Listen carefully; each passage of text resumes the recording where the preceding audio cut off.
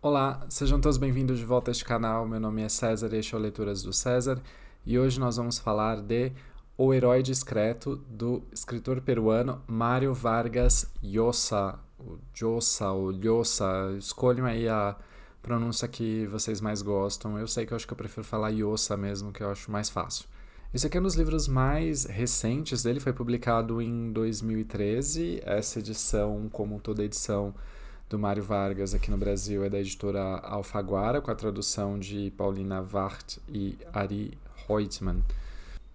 E apesar do livro ter sido publicado em 2013, eu simplesmente presumi que a história se passava um pouco antes, se passava nos anos 70, 80, 90, mas não, ela se passa realmente no mundo contemporâneo. E eu até tomei um susto no final do livro, porque um dos personagens ali menciona Piratas do Caribe, ele menciona Justin Bieber, e aí eu falei, nossa, esse realmente é um livro contemporâneo. Eu já tinha lido Travessuras de Menina Má, que é um livro bastante conhecido dele, é provavelmente um dos livros mais lidos dele, e eu já sei que o Mário Vargas Llosa costuma usar os seus livros para fornecer um grande panorama histórico do Peru, principalmente na segunda metade do século XX. Então ele trata de questões como ditadura, como contexto político, contexto social. Os livros dele são um grande retrato da sociedade peruana. E eu imaginei que eu fosse ter um pouquinho disso aqui nesse livro, mas não foi o caso. Esse aqui é um livro um pouco diferente. E o que a gente tem aqui, contrariamente, é um grande novelão. E eu estou falando isso sem nenhum tipo de juízo de valor. Na realidade, muitas vezes o que a gente quer dentro de um livro é uma história que entretenha, é uma história que segure a gente e que tenha fofoca, que tenha briga de família, que tenha batalha judicial, que tenha briga por herança, que tenha todos esses tipos de coisa que deixa a gente entretido na história, mas se for para ler uma história nesses moldes, eu prefiro que seja uma história bem escrita. E justamente esse é o caso. O autor se propõe a fazer esse grande novelão e faz isso muito bem. Ele faz isso de uma maneira bela, de uma maneira que realmente são histórias verossímeis e que estão bem atadas e que no final das contas elas terminam por se resolver. E a maior prova que eu posso falar desse livro como um novelão sem nenhum tipo de problema e sem ofender o autor é que ele mesmo coloca na boca de um dos seus personagens a seguinte frase: Meu Deus, que histórias surgiam da vida cotidiana! Não eram obras-primas, estavam mais perto das novelonas venezuelanas, brasileiras, colombianas e mexicanas que de Cervantes e Tolstói, sem dúvida. E como toda boa novela, a gente tem núcleos. Aqui nós temos dois núcleos. O primeiro deles é o núcleo que eu vou chamar de provinciano, que é o núcleo que se passa todo numa pequena vila, uma pequena cidade do interior do Peru, que se chama Piura. E o segundo núcleo, que é o núcleo de Lima, é um núcleo que se passa na capital do país, e esses dois núcleos são alternados. Então, os capítulos ímpares são dedicados ao núcleo provinciano e os capítulos pares são dedicados ao núcleo de Lima. E dentro desses núcleos, da grande história que está sendo contada em cada um desses núcleos, existem histórias menores ou histórias que vão ajudando a compor a história principal. Então a gente tem muitos e muitos personagens e muitas historinhas acontecendo ali ao mesmo tempo. Algumas se resolvem melhor do que outras, mas todas elas ajudam a compor o todo dessa obra. E para uma novela funcionar, ela precisa, além da história, que eu vou dizer que eu não achei a história grande coisa, mas o que o autor precisa fazer é colocar personagens que sejam muito variados e que sejam muito carismáticos, que a gente goste desses personagens, que a gente se engaje nesses personagens. E o Mário Vargas faz isso muito espetacularmente bem. Os personagens aqui, né, tem os vilões, né, tem aquelas pessoas que são os grandes vilões da história, mas ao mesmo tempo a gente tem os personagens protagonistas que são pessoas comuns, são pessoas que têm aí os seus defeitos, que não são anjos, que não são santos, mas que a gente consegue se engajar com elas. Eles são variados, eles têm personalidade, eles têm caractere, eles são personagens que você consegue imaginar, são personagens cada um com seus trejeitos, com os seus pontos de vista, com as suas visões de mundo. Aqui a gente tem esses personagens que são reais, que não são lineares, não são aqueles personagens sem graça, são personagens que têm visões de mundo e que expressam cada um as suas visões de mundo, as suas limitações, as suas vontades, os seus desejos, e o autor dá voz livremente para essas pessoas, mesmo que talvez ele possa não concordar com aquilo que o personagem está falando, ele deixa a pessoa falar livremente, ele deixa aquela pessoa se expressar de acordo com o seu próprio ponto de vista, a sua própria visão de mundo. E por que o herói discreto? O herói é aquela figura do personagem que sai da sua zona de conforto e que vai viver uma aventura, e essa aventura, em geral, tem grandes repercussões não apenas para a sua própria vida, mas tem repercussão também para o mundo ao redor, para a comunidade ao redor.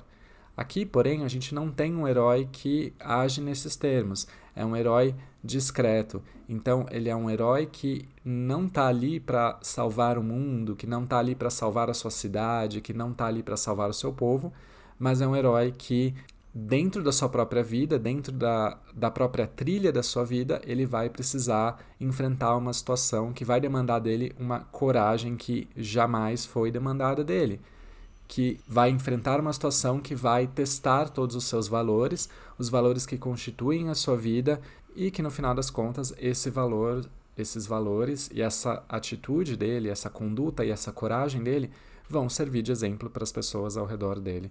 Mas é algo muito mais simples e é algo muito mais humilde e muito mais discreto, que muitas pessoas poderiam, inclusive, não tomar aquilo como um exemplo, não tomar as atitudes dele como exemplo. Aquilo poderia, inclusive, passar despercebido. Algumas pessoas poderiam nem notar o quão heróico foi aquilo que o personagem fez, de se manter fiel aos seus valores. E quem é esse herói discreto no livro? É o protagonista, que é o Felícito Yanaqüe, que é o protagonista desse núcleo provinciano. O Felícito Yanaqüe é de uma origem bastante humilde, bastante pobre. O pai dele era agricultor, analfabeto, viveu a sua vida inteira na mais profunda pobreza. Então, ele não poderia ajudar o filho dele a crescer, a evoluir na vida, mas ele passa para o filho dele um ensinamento que o filho dele vai levar para toda a vida, que é esse aqui. Nunca se deixe pisar por ninguém, filho. Este conselho é a única herança que posso lhe deixar. E essa, de fato, é a única herança que ele vai deixar. Se você for pai, se você for mãe, você deve saber que a coisa mais importante que você tem para passar para seus filhos são seus valores, são seus princípios, para que o seu filho consiga viver de uma maneira autônoma, que ele consiga aplicar esses princípios e esses valores à sua própria vida e que assim ele não vá se perder no meio do caminho. E o Felícito decide que vai tomar aquilo como um princípio absoluto da sua vida. Ele acredita que se ele nunca desrespeitar este princípio, ele vai honrar a memória do seu pai, ele vai agradecer ao seu pai por meio da sua própria vida. E a grande trama desse livro é justamente se Felícito Yanaqüe vai ou não se submeter às pessoas que estão tentando pisar nele. Felícito cresce, ele é uma pessoa muito trabalhadora, ele trabalha como motorista de ônibus e, em algum momento, ele abre a sua própria empresa de transporte e assim ele vai prosperando aos poucos. Então, ele se torna uma das pessoas mais bem-sucedidas da cidade de Piura com a sua companhia de transportes. E nós chegamos nesse momento contemporâneo da vida dele. Ele já está adulto, ele já está próspero, ele acha que a sua vida vai seguir agora dentro de um certo esquema, até que um dia ele recebe uma cartinha anônima, que tem apenas o desenho de uma pequena aranha nele, e essa carta, na verdade, é aquela coisa bem mafiosa mesmo, né? Olha, a gente vai te prestar proteção, a gente vai dar proteção ao seu negócio, mas você vai ter que pagar uma quantia mensal. O autor anônimo da carta, essa organização anônima que escreveu a carta, na verdade está tentando extorquí-lo, está tentando tirar dinheiro dele para que nada de ruim aconteça com o negócio. Isso, na verdade, é uma extorsão disfarçada. E o nosso protagonista decide que ele não vai se inclinar a isso, de que ele não vai se inclinar aos criminosos, de que ele não vai pagar dinheiro porque aquilo é extorsão. E extorsão, na verdade, é uma forma de alguém tentar pisar nele, alguém tentar se enriquecer às custas dele e ele não aceita isso, ele não vai querer aceitar isso. E por não querer aceitar isso, as coisas vão ficar bastante complicadas. Afinal de contas, como eu já falei, o Felisto não é santo, ele não é uma pessoa perfeita, ele é uma pessoa íntegra, ele é uma pessoa que tem uma ética de trabalho muito bem definida, que é muito orgulhoso dentro da sua ética de trabalho, mas ele não é uma pessoa perfeita. A vida dele tem algumas questões aí que não estão sendo muito bem resolvidas e que os mafiosos vão se utilizar para tentar derrubá-lo, para tentar fazer com que ele caia e fazer com que ele ceda a essa extorsão. E a partir daí, nós vamos conhecer os personagens que estão nesse núcleo. Nós temos uma vidente, que é a Adelaida, é uma santeira, é a melhor amiga do Felisto. Ela tem algumas visões sobre o futuro, ela aconselha o Felisto a fazer ou deixar de fazer determinadas coisas. A gente tem a esposa dele, que é a Gertrudes, que é uma mulher que ele não ama, que ele não sente nenhuma ligação afetiva com ela, mas o casamento ali meio que vai continuando, os dois eles estão, enfim, empurrando o casamento com a barriga. Nós temos os 2 filhos do Felisto, o mais velho, inclusive, ele não tem certeza se é de fato o filho dele. Na verdade, ele tem certeza que não é o filho dele, mas ele finge que ele não liga muito para isso, mas ele sabe que o filho não é dele porque o filho é muito diferente. O filho dele é loiro, o filho dele tem olho azul, enquanto ele tem aquela cara meio indígena mesmo, né? Ele é pequeno, ele é mirradinho, ele tem uma pele mais escura. A gente tem também a amante do Felisto, que é uma amante muito mais nova do que ele, a Amabel. Então vejam você, de um lado, o Felisto é extremamente íntegro no seu trabalho, ele leva a sua empresa com a maior integridade possível, inclusive ele contrata os seus filhos, não para ajudá-los na administração da companhia de transportes, mas ele contrata os filhos dele como motoristas, para que eles comecem de baixo e para que eles possam dar valor ao trabalho, para que um dia eles possam vir a herdar a empresa. Mas de outro lado, ele tem uma amante, ele tem uma segunda vida com essa amante, a esposa dele não sabe, e ele não vai terminar com a esposa, porque ele sente, enfim, que ele tem um dever com a esposa dele de mantê-la, mas ao mesmo tempo ele está apaixonado pela sua própria amante, e é esse personagem que a gente tem. Ele denuncia a extorsão que ele está passando para a polícia, e aí nós conhecemos os 2 personagens da polícia, que são o Capitão Silva e o Sargento Lituma. O Sargento Lituma é um personagem que é bastante interessante porque ele não é um policial corrupto, ele é um policial bastante honesto, ele se orgulha para si mesmo de que ele nunca cedeu a nenhum tipo de suborno, de que ele nunca se corrompeu. Ele fala, eu não me corrompi, por isso que eu tô pobre do jeito que eu tô, né? E ao mesmo tempo ele tem uma certa frustração sexual, uma frustração sentimental, que ele queria casar com alguém, ele queria encontrar uma esposa para ele, e ele não consegue, né? Ele é muito pobre, ele não tem muito jeito com as mulheres. E esse personagem é muito divertido porque ele, ao mesmo tempo que ele é um policial sério, é um policial que realmente quer fazer o trabalho dele, ele tem aqueles pensamentos às vezes meio impuros, então ele vai lá interrogar alguém e ele fica falando, nossa, que mulher bonita, olha a perna dela, que maravilhosa.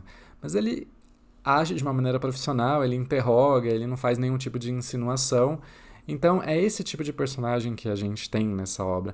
São personagens que têm uma certa integridade, que têm princípios, que são personagens que tentam agir de uma maneira íntegra perante a sociedade, mas eles mesmos têm as questões deles, eles têm uma certa impureza ou eles agem por baixo dos panos algumas vezes. Então são personagens bastante reais, são gente como a gente.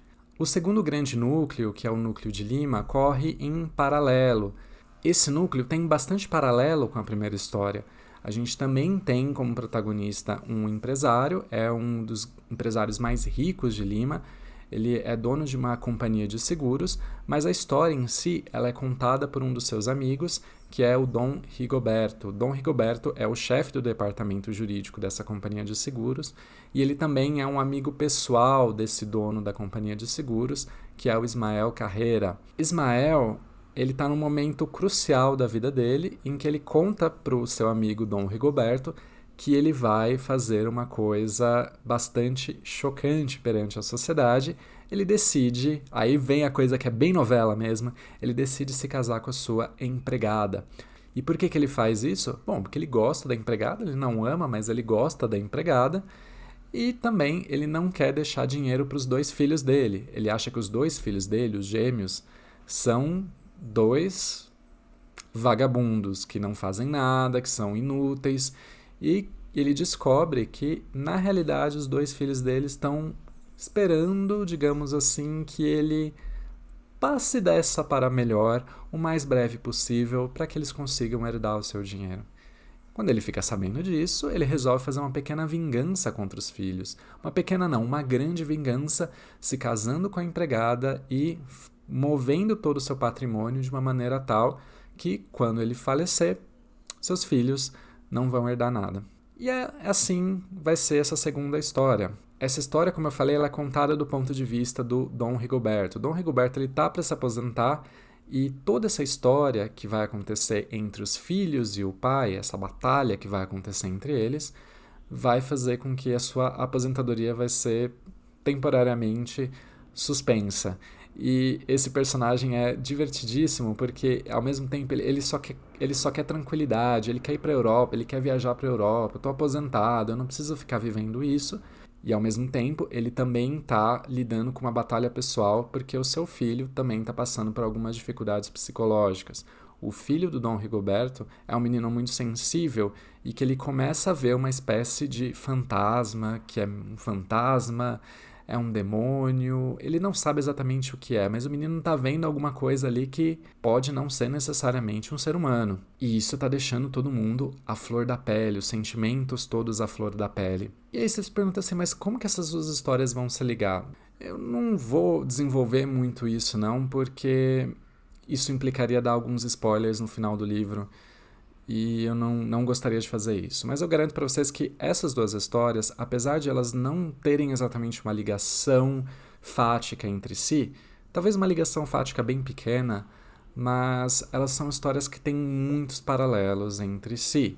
São histórias em que a segunda história meio que confirma a primeira, a segunda história meio que serve para confirmar que o nosso protagonista, o Felício Yanakwe, é de fato um herói discreto, porque ele poderia ter agido de uma maneira muito diferente. Então, eu acho que a segunda história ela serve como um contrapeso para a primeira história, de modo que a história, no final das contas, fique completa. Eu gostei da obra, mas em alguns momentos, Mário Vargas usa um pouco daqueles recursos que são típicos de novela, que são aqueles que em inglês a gente chama de cliffhangers, que são aqueles finais de capítulo, de episódio, em que acontece alguma coisa bombástica e você fica assim, meu Deus, eu preciso continuar lendo para saber o que vai acontecer. E ele fez isso com uma certa frequência. Tem alguns personagens que chegam com aquela cara assim que todo mundo sabe, vai haver agora uma revelação meio bombástica. Meu Deus, me conte qual vai ser essa revelação bombástica. E aí o personagem começa a falar, ele começa do princípio, e às vezes ele intercala alguns outros diálogos que não necessariamente têm a ver com aquilo que está acontecendo, e você fica naquele suspense o tempo todo. Isso é um recurso que é utilizado dentro de novelas. Eu acho que ele faz isso meio de propósito, como uma espécie de brincadeira. E no final, eu sinto que essa obra é uma grande brincadeira de Mário Vargas. É uma obra que ele escreveu um pouco para se divertir, é uma obra que ele escreveu para ser algo mais leve, que ser algo mais solto, que ser algo que faça uma espécie de homenagem a essa grande paixão do sul-americano que são as telenovelas. Essa é uma grande obra de Mário Vargas? Muito provavelmente não. É uma obra-prima da literatura? Provavelmente não. Mas é uma obra que valeria a pena ser lida talvez num contexto um pouco mais relaxado, viajando, talvez assim nas férias, você quer uma leitura mais leve, uma leitura que seja mais tranquila para ser feita. Essa obra atenderia um pouco das suas expectativas. Talvez, como vocês devem ter percebido, eu gostei do livro, eu não amei, não achei que era a grande obra que eu estava esperando que fosse, mas foi uma leitura que, dentro daquilo que ele se propõe a fazer, é uma leitura que atendeu às minhas expectativas e recomendaria a leitura com esses pequenos adendos que eu fiz. Bom, espero que vocês tenham gostado deste vídeo. Se tiverem gostado, eu peço que deem um like. Também peço que, se possível, se inscrevam neste canal e eu espero vê-los no próximo vídeo. Até a próxima. Tchau, tchau.